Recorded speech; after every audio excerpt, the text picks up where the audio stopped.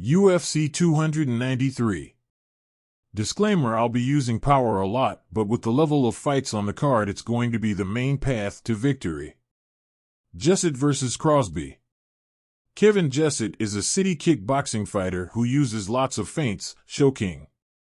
He has flat-footed kickboxing movement like Adesanya but lacks the power to punish his opponents. He faces off against an undersized Irishman with short reach and a suspect ground game. No matter what the stats say, he is not 5'10". And as much as Crosbie has more experience in the large cage, he just doesn't have the tools to dispatch the larger Jousset. Jung vs. Miranda. Currently on a 3-fight losing streak, this would be a do-or-die fight for Jung if there wasn't only a handful of fighters for UFC Australia and New Zealand. Jung has decent skills, but wastes too much time getting into position. He also lacks power and is prone to be walled and stalled. His opponent Miranda is a BJJ black belt who will chase the takedown. When forced to strike, he isn't the most accurate, but he does possess some power. I believe this will be an easy fight for Miranda. Blood Diamond vs. Radtke. Not much to say really. Blood Diamond may be a good striker as Adesanya claims, but it won't matter if he can't stuff a takedown. All Radtke needs is at most 3 takedowns to win. So obviously, I'm picking him. Haqparast vs. Quinone. Or former prospect versus former prospect. Haqparast, who was touted as the next big thing coming out of TriStar, has stumbled in key fights against Drew Dober, Bobby Green, and Dan Hooker. After his last opponent withdrew, he has been served a layup in the way of Quinone, who is infamous for being in the worst tough team in history. Expect a walk in the park for Haqparast. Mullarkey vs. Makdessi. Mullarkey is an aggressive fighter who attacks in combos and never counters. He also absorbs the leg kicks, but dishes out quite a few Dutch-style ones of his own. He tends to get caught rushing in, which has resulted in a steady decline of his chin.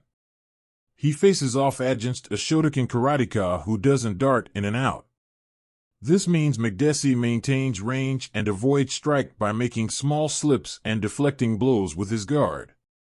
Makdessi does, however, struggle with kicks and combos that chain from kicks.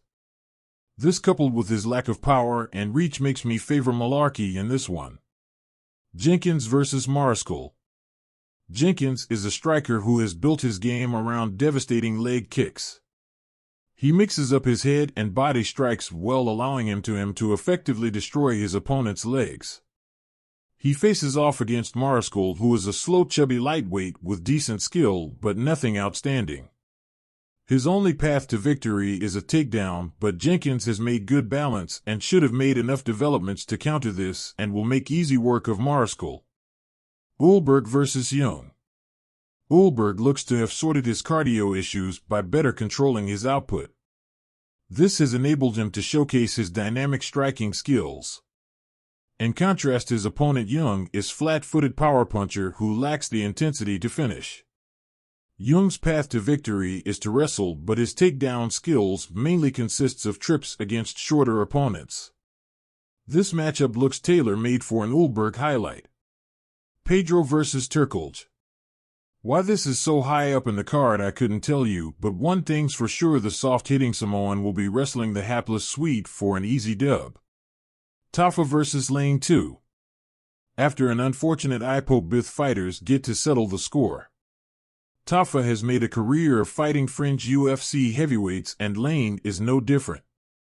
Tafa is overconfident in his chin and power, which leaves him open to being countered. While this is a strong possibility, Lane is poor when retreating against shorter fighters, and since he has horrible footwork, is unable to counter with any real power when he is being bull-rushed. I think Tafa KOs him. Kape vs. Dos Santos. I've never really understood the hype around Kape. Yes, he does show flashes of brilliance, but throwing more feints than a Tekken tag tournament doesn't win fights. He is a good striker, but his style doesn't work against flat-footed strikers with good body kicks. Dos Santos may be less experienced, but his work rate and variety of kicks will give him the edge. Tuivasa vs. Volkov. If this was a kickboxing match, this would be an easy pick for Volkov, who has the better technique, range, and timing. However, I expect Tuivasa to put his time at aka to use and exploit the obvious hole in Volkov's game. Tuivasa could get this done by ground and pound. Adesanya versus Strickland. This is a bigger mismatch than Holloway versus Zombie. While Zombie at least had the power to steal the win, Strickland has nothing to offer. His stance leaves himself open to leg kicks, while monotone pressure and attacks make for an easy matchup for the champ. Adesanya wins by ref stoppage.